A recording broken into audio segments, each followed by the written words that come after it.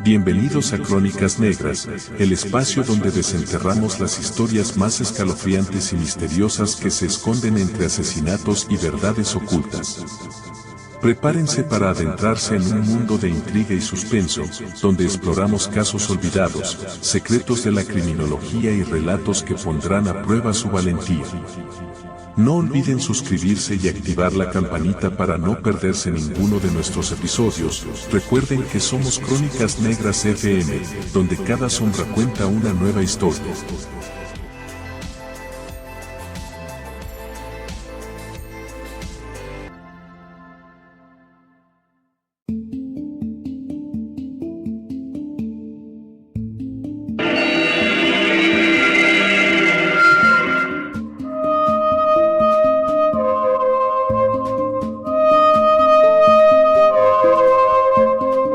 El 26 de marzo de 1973, Howard McHugh Lambert y Margaret Ann Lambert recibieron a su hija menor, una niña dulce, de ojos azules y cabello castaño, a quien llamaron Martha Jean Lambert.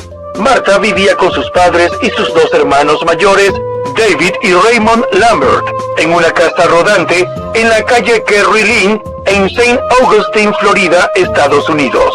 La casa no estaba lejos de la playa y parecía ser un buen lugar para que los chicos crecieran. Además, era una comunidad solidaria y unida, pues los vecinos tenían una situación económica similar. Según reseñas del caso, la infancia de Martha no fue sencilla. Su padre era alcohólico y tenía un temperamento explosivo, mientras que su madre intentaba resolver los típicos inconvenientes económicos de una familia de bajos ingresos.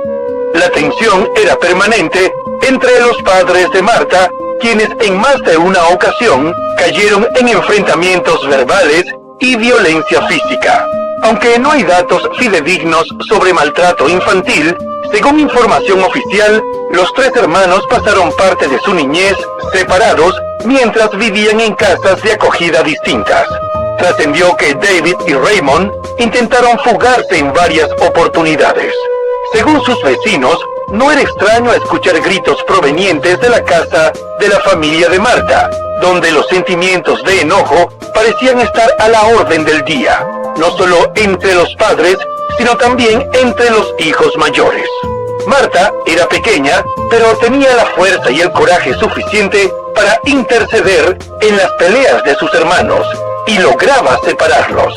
La niña era tímida, muy amable y generosa, pero al mismo tiempo tenía un carácter tan fuerte que podía defenderse por sí misma, y según sus allegados, nadie ni nada la intimidaba.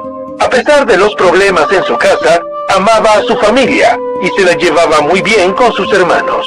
Además, le gustaba compartir con su madre, a quien consideraba su mejor amiga.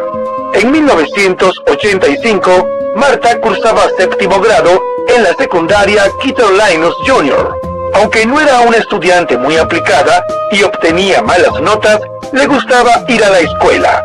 También disfrutaba del fútbol, las visitas a la iglesia los domingos, escuchar música country, comer papas fritas, espaguetis y sobre todo pasar tiempo en casa de sus amigos.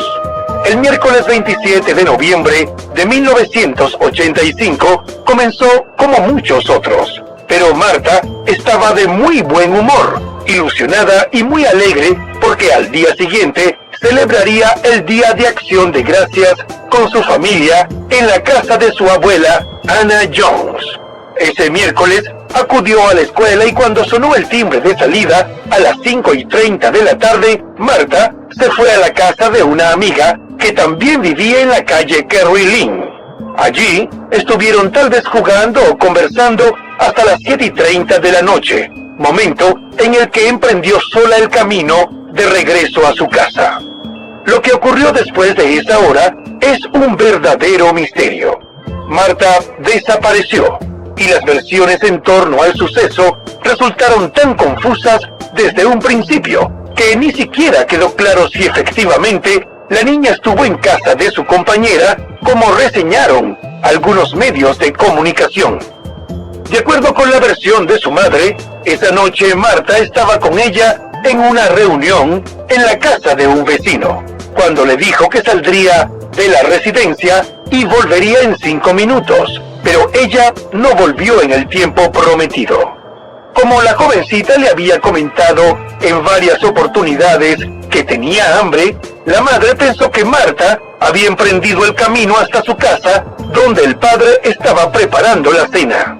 Sin embargo, pasado un tiempo, Margaret comenzó a preocuparse. Su instinto de madre le decía que algo andaba mal y salió a buscar a su hija. La niña de 12 años no estaba en los alrededores, no había pasado por su casa y nadie sabía de ella. Entonces, familiares y vecinos la buscaron intensamente a lo largo de la carretera estatal 207 y de Kerry Lynn, luego de lo cual notificaron a la oficina del sheriff del condado de St. John. Eran las 3 de la madrugada del 28 de noviembre cuando las autoridades iniciaron las labores para localizarla y rastrillaron las zonas donde familiares y vecinos ya habían buscado, pero no hallaron rastros de la niña. Con la única foto que la madre les proporcionó y sus características físicas, buscaron a una niña de 12 años, de aproximadamente 1,37 m de alto y 32 kilogramos de peso, piel blanca, cabello rubio y ojos azules, cuyos dientes frontales sobresalían ligeramente. Además, se indicó que tenía marcas particulares de nacimiento, una en la parte superior del pecho izquierdo y otra en la parte delantera del muslo derecho. Para el momento de su desaparición, Marta llevaba puesto un vestido de verano y un bikini que le hacía juego. Los agentes de la oficina del sheriff siguieron el protocolo que se aplica en estos casos e interrogaron a los vecinos y familiares que tuvieron contacto con Marta durante las horas previas a su desaparición o que pudieron haberla visto cuando salió de la casa. Desde ese momento comenzó a complicarse la investigación policial porque los oficiales se encontraron con varias historias que en su mayoría se contradecían. Algunos vecinos afirmaron que esa misma noche vieron una furgoneta verde en la que viajaban 2 hombres. El vehículo les pareció sospechoso porque no pertenecía a la zona y pasó un tiempo circulando por allí. Sin embargo, las autoridades no encontraron una camioneta con esas características. Alan Godby, otro de los habitantes del área que conocía a Marta desde muy pequeña, afirmó que era una niña tímida, pero a quien le gustaba pasar mucho tiempo en casa de los amigos, tal vez porque en su hogar no era raro escuchar gritos o porque sus hermanos eran algo extraños. Estas últimas declaraciones dieron a los agentes otra visión del caso. 2 días después del reporte sobre la desaparición, una docena de oficiales con perros de rastreo buscó en un área boscosa muy extensa que había detrás de las casas rodantes. Los agentes exploraron todas las opciones, incluida la posibilidad de que la niña hubiera sido víctima de algún accidente fatal. Pero las acciones emprendidas para descartarlo tampoco dieron frutos. Las autoridades del condado de St. John interrogaron varias veces a los miembros de la familia. David, uno de los hermanos, era quien más información aportaba a la investigación, pero el chico tenía 14 años y, según su madre, poseía una imaginación desbordada. El adolescente dijo que vio entrar a su hermana en un vehículo negro la noche que se le perdió el rastro. Esa fue una de las primeras pistas que siguieron los detectives, pero no condujo a nada. Más adelante, el muchacho cambió su versión. Informó a los oficiales que esa noche cenó con Marta y repentinamente la chica se levantó y dijo que iba a salir. A continuación, explicó que al preguntarle para dónde iba, ella respondió de mala manera y se negó a revelar su destino. Después la vio alejarse en la oscuridad. El mismo David dio una tercera versión, según la cual él y Marta estuvieron jugando en las inmediaciones del Florida Memorial College, una universidad que tenía años abandonada, cuando la niña se alejó del lugar y no la volvió a ver. Después de dar vueltas sobre todas las pistas que aportaron familiares y vecinos, los oficiales se quedaron sin un camino por donde continuar la búsqueda. En un principio, pensaron que Marta se había fugado de la casa, porque sus hermanos ya lo habían hecho antes y la familia era disfuncional. Sin embargo, esta conjetura quedó descartada ante uno de los pocos datos en los que todos los entrevistados coincidieron. Marta estaba emocionada por la celebración del Día de Acción de Gracias con su familia. La madre de Marta tenía una idea diferente de lo sucedido. Estaba convencida de que a su hija se la había llevado un extraño. Después de varios días sin señales de la niña y sin nuevas pistas, David afirmó que Marta estaba viva, que se puso en contacto con él y le comentó que ella misma llamaría a las autoridades que trabajaban en su caso. Pero esto nunca ocurrió. David resultó una pieza clave. A los investigadores les resultaba muy extraño la cantidad de veces que cambió su historia sobre la noche en que Marta desapareció. También les parecía imposible que Marta se esfumara ante sus ojos en cuestión de segundos. Definitivamente, su comportamiento era muy sospechoso y parecía estar omitiendo algo. Margaret, su madre, también veía algo extraño, pero pensaba que David pudo ser amenazado por los secuestradores de Marta y estaba tergiversando la verdad. El departamento del sheriff se quedó sin ideas. La hipótesis del secuestro no pudo fundamentarse y los investigadores no estaban ni cerca de resolver el caso. No había evidencias y los testigos no eran confiables. Poco a poco el caso de Marta se enfrió y a los oficiales lo único que les quedaba era la tesis de que su desaparición estaba relacionada con un crimen y que la niña debía estar sin vida. Sin embargo, tampoco tenían cómo corroborarlo, ya que el cuerpo de Marta no había sido hallado. Parecía que a la niña se la había tragado la tierra. Sin embargo, su madre y demás familiares mantenían la esperanza de que siguiera con vida. Esa ilusión fue lo único que mantuvo vivo el caso por algún tiempo.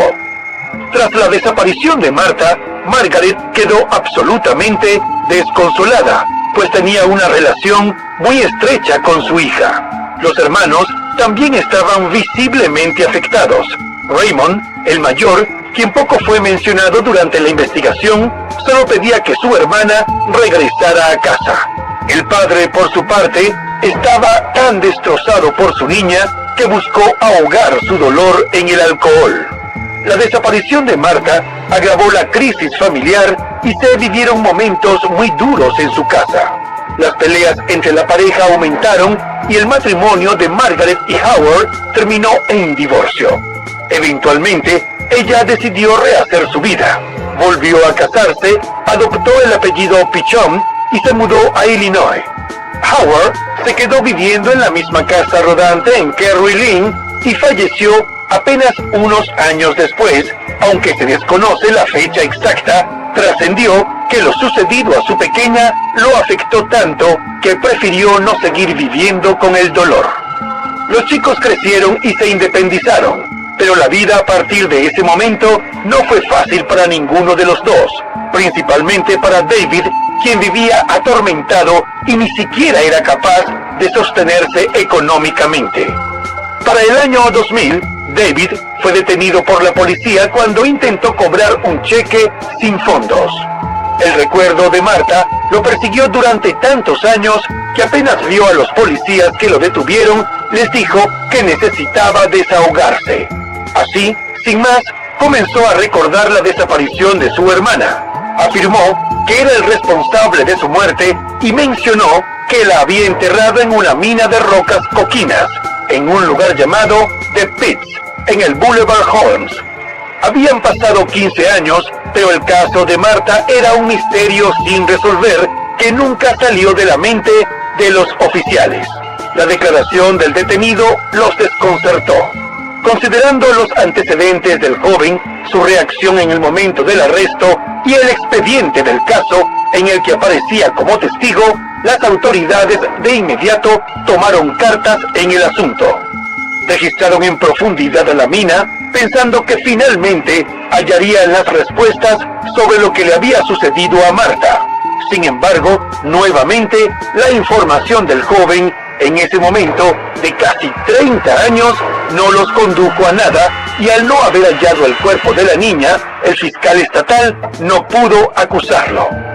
El caso de Marta era un tema sin resolver. Había quedado parcialmente cerrado por las autoridades y cada tanto se hacía una actualización.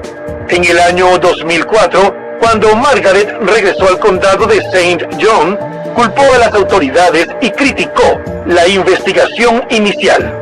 En opinión de la madre, desde un principio los oficiales se enfocaron en la hipótesis de que la niña se fue por su propia voluntad y perdieron mucho tiempo cuando la búsqueda giró en otro sentido. Recordemos que Marta fue víctima de las constantes peleas de sus padres y durante las discusiones los niños también eran víctimas de la violencia. Por eso los hermanos mayores escaparon en varias ocasiones y para los investigadores no era de extrañar que Marta hubiera hecho lo mismo. Pasó el tiempo, pero para Margaret la complicada situación en su hogar no fue lo que provocó la desaparición de su niña. Estaba convencida de que Marta nunca hubiera seguido los pasos de sus hermanos, ni subido al auto de algún desconocido.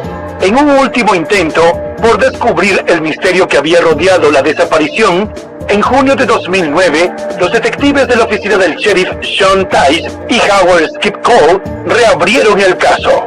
Estaban decididos a ponerle fin al misterio y a encontrar una explicación lógica sobre lo ocurrido a la estudiante de séptimo grado.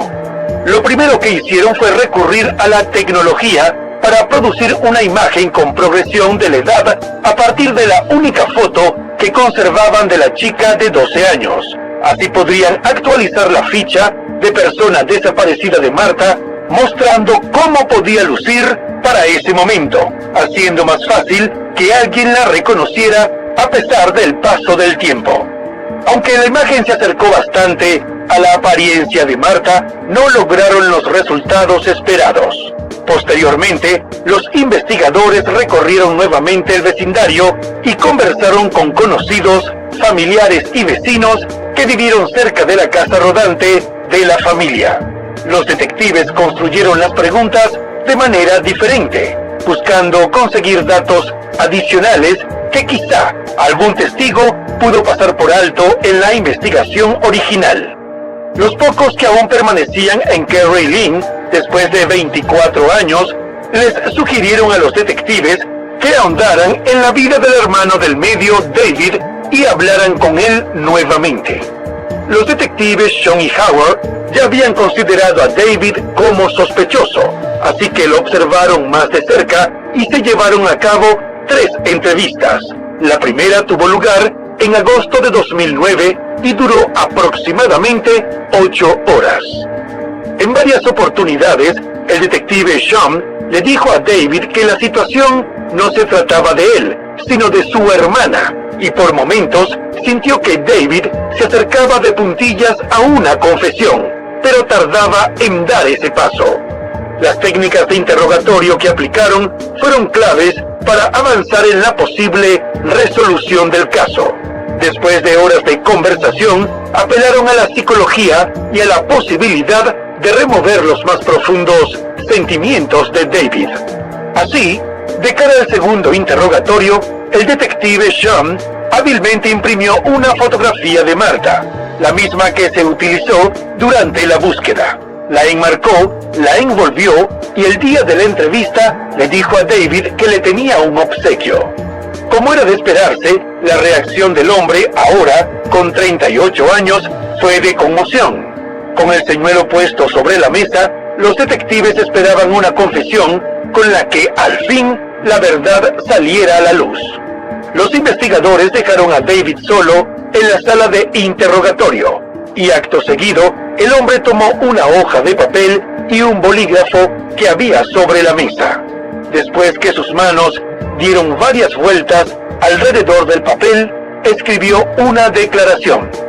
En apenas un par de líneas, David confesó ser el responsable de la muerte de su hermana Marta y dibujó una especie de mapa que señalaba su cuerpo entre los cruces de la calle West King y el Boulevard Holmes, en el lugar donde estaba la antigua universidad. Después de eso, los detectives comenzaron a indagar más en la información, mientras que David recogió el portarretrato con la foto de su hermana y limpió cada centímetro de él. Según dijo, el 27 de noviembre de 1985, en la casa donde vivía la familia, los padres se pelearon por un pavo quemado.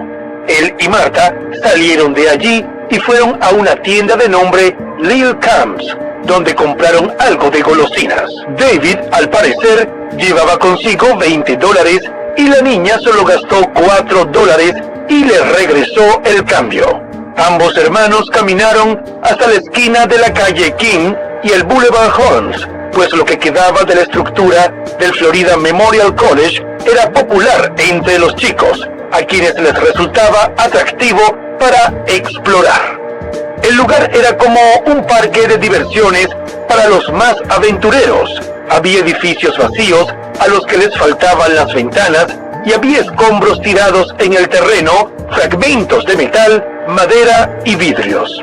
Según el relato de David, él y su hermana jugaban sin percatarse del peligro que los rodeaba, y en algún momento de la noche, ella le pidió más dinero para comprar más golosinas, a lo que él se negó. Pero Marta no aceptó un no por respuesta y le propinó una bofetada a David, quien respondió con un empujón que hizo que la niña cayera de espaldas y que desafortunadamente aterrizara sobre un trozo de acero que atravesó su cráneo. Los detectives estaban atónitos ante la confesión del hombre, quien en el momento de los hechos tenía 14 años. David comentó que cuando levantó el cuerpo de su hermana, vio una gran herida en la parte posterior de su cabeza. Según dijo, pensó en pedir ayuda, esperó que alguna persona pasara por el lugar o escuchara sus gritos de auxilio, pero nadie apareció. She fell backwards, and when she fell backwards, her head impaled on something sharp that was sticking out of the ground. I then said, "Are you all right?" Marta yacía sin vida a sus pies y él solo pensaba en lo que le pasaría cuando llegara a casa. Así que tomó un pedazo de un cartel de tránsito roto, cavó un hoyo de aproximadamente 1 metro de profundidad y allí colocó el cuerpo de su hermana boca arriba. Los detectives indagaron aún más sobre la razón que tuvo David para no correr por ayuda. Al respecto confesó que, preso del pánico, la idea de enterrar a su hermana y no decir nada le pareció menos aterradora que enfrentar a sus padres. Tuvo miedo de la reacción que ellos pudieran tener en ese momento, especialmente su madre. David llevó a la policía hasta el lugar donde, según él, se encontraba el cuerpo de Marta. Un grupo de investigadores y equipos forenses rastrearon el área. Primero dividieron el terreno en 4 zonas de 2 hectáreas y rastrearon con ayuda de una docena de perros entrenados en la detección de restos humanos. Después utilizaron una máquina retroexcavadora en un pedazo de terreno que llamó la atención de los caninos de la policía. Sin embargo, todo fue inútil. Después de 2 días de búsqueda, no hubo señales de Marta. Durante 24 años, las antiguas estructuras habían sido niveladas y los terrenos habían sido despejados de maleza y escombros para nuevas construcciones. Si la tumba de la niña estuvo allí, pudo haber desaparecido a mediados de 1990, cuando se realizó un trabajo de ampliación del Boulevard Holmes. Luego de la confesión de David y de rastrillar el terreno, los investigadores citaron a Margaret, la madre de Marta, y le describieron lo que su hijo dijo que había ocurrido. En un informe que los detectives presentaron ante los medios de comunicación, afirmaron que esa fue una escena muy emotiva. Todos especularon que ella siempre supo lo sucedido, y de manera natural protegió a su hijo. Sin embargo, según los detectives, su reacción fue de sorpresa genuina. Margaret no podía dar crédito a lo que estaba escuchando. Al principio fue una emoción cruda. Después reaccionó y se negó a creer. Simplemente les dijo a los detectives que todo había sido inventado por David, a quien, según sus propias palabras, le gustaba mentir para llamar la atención. El 2 de enero del año 2010, las autoridades en el noreste de Florida dieron por concluida la investigación y cerraron el caso de la desaparición del estudiante de séptimo grado. Por su parte, los fiscales del estado no presentaron cargos porque David era menor de edad cuando tuvo lugar el suceso y porque había expirado el plazo para acusarlo de homicidio involuntario. Margaret se negó a aceptar la versión de los detectives, no creyó que su hijo confesara un crimen contra su hermana y exigió mantener el informe abierto, pues estaba convencida de que Marta fue víctima de un secuestro. En los días posteriores a las declaraciones de la madre, David se retractó de su confesión y afirmó que no tenía idea de lo que había ocurrido con su hermana. Después argumentó que les dijo a los detectives lo que ellos querían escuchar y no la verdad. David nuevamente mencionó la posibilidad de que Marta siguiera con vida y justificó su proceder haciendo referencia a supuestos problemas emocionales y mentales que estaba padeciendo. Aunque Margaret lo negaba y David se desdijo de sus afirmaciones, para los investigadores la verdad de los hechos quedó clara, no en lo que el hombre confesó, sino en cómo lo hizo. El detective Sean afirmó que la emoción que demostró al momento de declarar fue real, pues una persona que miente no se siente tan abrumada por el dolor y la ansiedad. Por otra parte, la explicación del lugar donde la enterró les pareció 100% honesta. Los detectives Sean y Howard coincidieron en que David estuvo en conflicto durante años, tanto que sentía la necesidad de contárselo a alguien, pero no quería ir preso.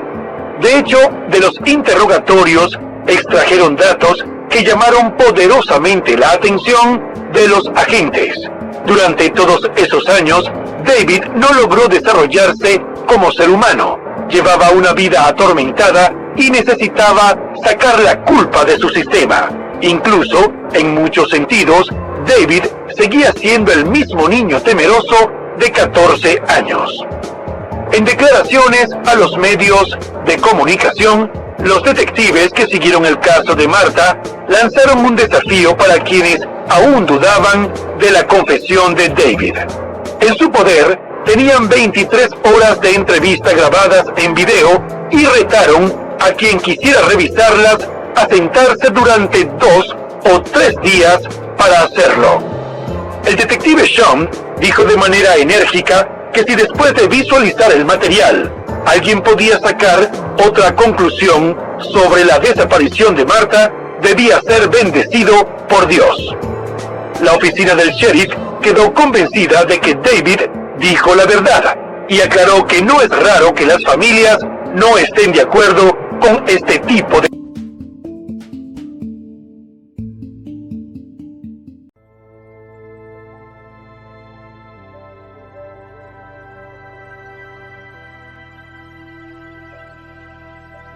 Queridos croniadeptos, hemos llegado al final de este episodio en el que hemos explorado los oscuros recovecos de la mente criminal y los escalofriantes casos que han marcado nuestra historia. Es increíble cómo estos relatos no solo nos entretienen, sino que también nos enseñan sobre la naturaleza humana y la justicia. Agradecemos profundamente su compañía y su interés en las crónicas que narramos.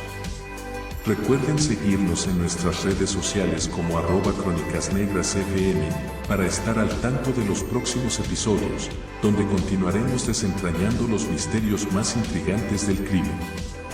No olviden dejar sus comentarios y compartir su opinión sobre este episodio.